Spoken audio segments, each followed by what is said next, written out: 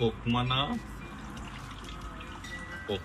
रतांबे काढले, कोकमाना ही फूट दिली, याला आगोळ देणे बोलतात. हे असं असते. आणि त्याच्यानंतर येणार हे आगोळ आहे. याची सोलकढी, सरबत, आगोळ, काय काय वेगवेगळे पदार्थ बनवतात याचे. सरबत मच्छीसाठी खास आहे. आता हे एक फूट याला देऊन झाली.